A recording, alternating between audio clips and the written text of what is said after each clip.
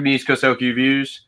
Today we're doing another homebrew review, and today we're going to be reviewing our German blonde ale. So this was a 1 gallon batch with the Northern Brewer recipe kit. So yeah, this was a quick, simple 1 gallon batch. We had a little bit of a hiccup, but we're going to learn from our mistakes and do better next time.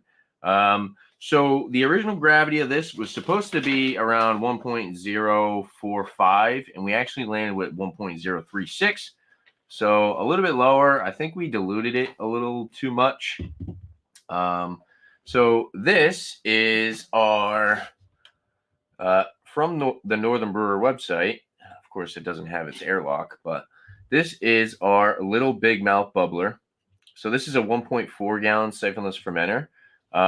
But as you can see, there's actually no numbering on it. After looking it up, I realized it was 1.4 gallons and not a 1 gallon thing. I thought it was right around like 1.25 or something like that, 1.2. But nope, it's actually almost half a gallon bigger than a regular 1 gallon. So I think we ended up filling it up like right around above the 1 gallon notch here. So like I said, I think we diluted a little more than we were supposed to. Final gravity was 1.014. So we're looking at around like 2.88, 2.9, maybe close to 3 after the bottle conditioning. So technically this wouldn't be considered German blonde ale according to BJCP. Because blonde ale is between 4.1 and 5.1. But yeah, as far as ingredients, so we had our steeping grains. It didn't really, it just said steeping grains, like German blonde ale blend or something, and I forgot if it even had a measurement on it, which I don't think it did. But other than the steeping grains, we had 1 pound of Pilsen dry malt extract powder. We had 3.5 grams of German Pearl hops, and our yeast. It says brew yeast, small batch, American ale, dry yeast. I'm not too sure if that's the one that we had, but it was some type of ale, dry yeast. Yeah, I have to go look back to see exactly the name. But yeah, like I said, this was supposed to be a simpler brew. But yeah, so if I ever use this fermenter again in the future, I'll just remember that. And yeah, so we actually used fizz drops with this as well. We did a little bit different way of doing it. Normally people just put the fizz drop in each bottle and then fill it up. We tried to do a little bit different, be a little fancy. So I took 12 fizz drops and I melted them into water, put them in my bottling bucket, and then bottled off that. I think I probably should have just put a fizz drop in each bottle, because I'm not sure how carbonated this is. Here it is, by the way. I don't think I even showed it yet. So here is the German blonde ale. And see, all date 5/24/24. German blonde ale, batch 1, 2.9 for ECOQR. Yeah. Other than that, let's crack this open, pour it up, and cheers to Dom. Thank you for stopping by. If you guys like the video, if you're enjoying this homebrew content, make sure to give me a thumbs up. Definitely helps. And yeah, without further ado, let's crack this open. See if we get a hiss. Okay, that's a pretty good hiss out of that one. All right. Now let's go for the pour.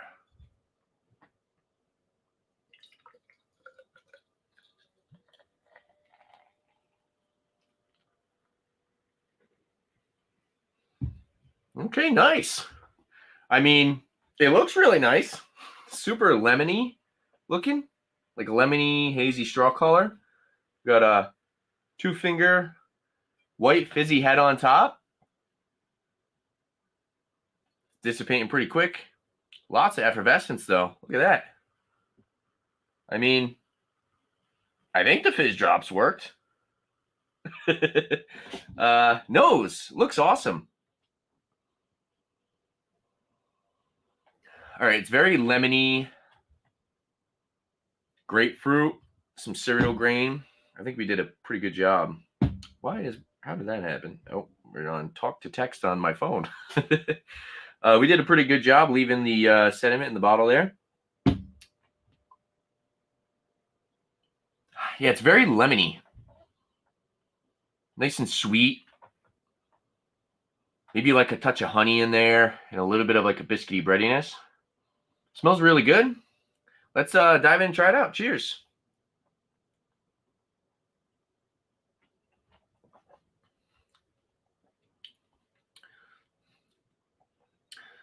Okay, it was very fizzy and effervescent, but it definitely could be more carbonated, I would say. It's definitely on the lighter side, but you get a really nice crisp lemony flavor. It's a little drying on the palate.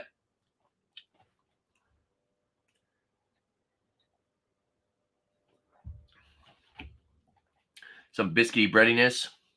It's actually slightly tart. It's got a little bit of like a tartness to it. Adds to the finish for sure, I would say. It is a little, like I said, kind of lackluster in the body. I wish it had a little bit more of that mouthfeel to it. That's probably because it is lower ABV. Overall, I think the flavor could be better. I definitely feel like I could have done this better. I could have not added as much water, of course. And with that being said, too, with adding the water, diluting the beer, I do believe that possibly diluting it down maybe kind of made it so it didn't get carbonated as much as it should be. With those 12 fizz drops. But yeah, I think in the future, I'm obviously just going to use regular priming sugar. I only use the fizz drops because it came with the kit. If I ever get fizz drops again, I'm going to try to use it the regular way, the bottled way. I haven't really heard too many complaints from like videos. I've heard of complaints from people that I know that homebrew or have homebrewed before that said that they really aren't the biggest fans. But I've seen some videos where people do them and they have no problem with them. So I should probably just try it out. Let's go for another sip.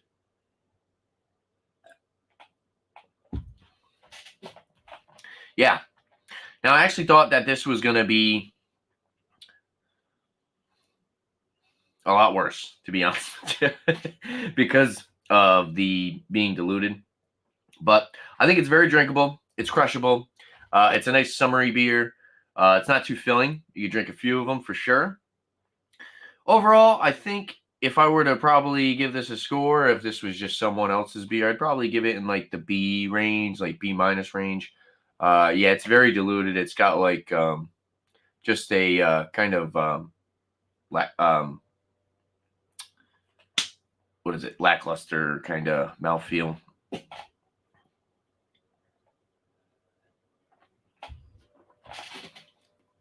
Overall, it's pretty good. I like the nice lemony, kind of fruity, slightly dry hop flavor that I get on the finish. I wish the cereal grain kind of came through a little bit more. I kind of wish I got a little bit more of the breadiness. But overall, not bad. I think this was pretty solid. I gave Bumpy 2. And we actually did try one, but it was flat. So I thought that this one was going to be pretty flat. But as you guys saw, it fizzed up. It actually had a head. The one that me and Bumpy poured, yeah, there really wasn't much head to it. Hopefully the other one that I gave him has more of a head to it. But yeah, this one is definitely a lot better than the one that me and him tried. What was that? Wednesday. So that would have been Wednesday. Me and Bumpy tried one of these. It also wasn't as cold. This is definitely much colder, which is really good. As you can see, look, it looks very cold. Our nice double nickel glass here. But yeah, like I said, we'll learn from our mistakes. Definitely don't want to dilute the beer. And of course, that'll help us reach that OG original gravity better. We're going to move on to all grain soon. I do just have to get some better equipment. So that'll be my next investment, is a nice electrical brewing system. A week. So next Thursday, so about a week from now, I will be doing my tincture for, actually it'll probably be sooner than Thursday if I have to add a week and then let it steep for about a week in the fermenter. So I'll probably end up doing it maybe like Monday or Tuesday. I'll probably make the tincture. I'll probably do it live with the cocoa nibs and the darble chilies for our Mexican hot chocolate stout. So look out for that. And yeah, of course, the bottling Mexican hot chocolate stout. We're gonna we just transferred it into its secondary fermenter, so it's got 2 more weeks to ferment, and then we are going to bottle condition it. We're gonna do another bottle conditioning, and yeah, when I get an electrical brewing system, I'm thinking about getting.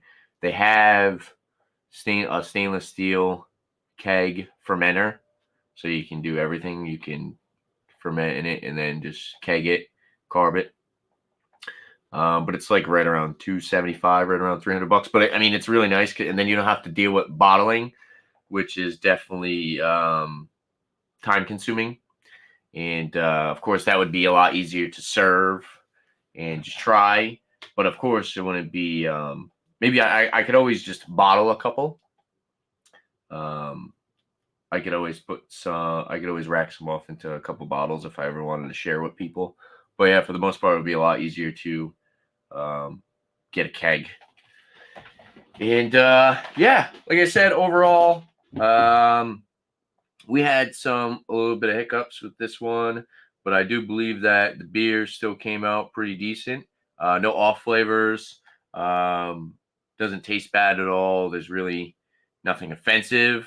Like I said, it just kind of tastes a little watery because it's 3%.